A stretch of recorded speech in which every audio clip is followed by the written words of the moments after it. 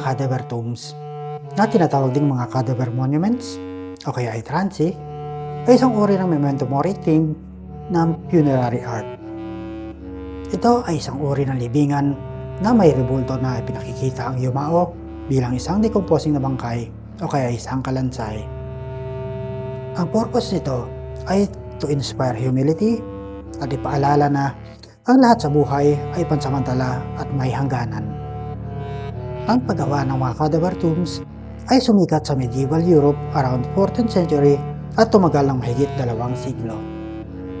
Ilan sa mga dahilan kaya naging popular ang ganitong funerary art sa lugar at panahon na iyon ay dahil sa impluensya ng mga mass death na dulot ng mga digmaan o kaya ay pagkalat ng peste gaya ng Black Death na umubos sa malaking bahagi ng populasyon ng Europa.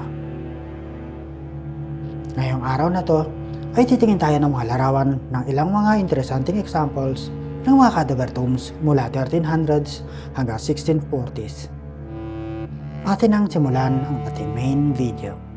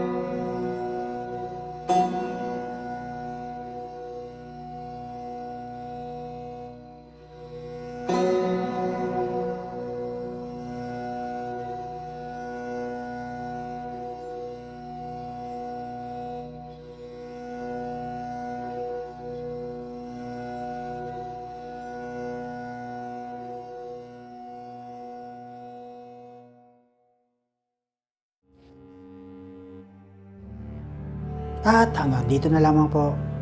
Salamat sa panonood. Hanggang sa muli.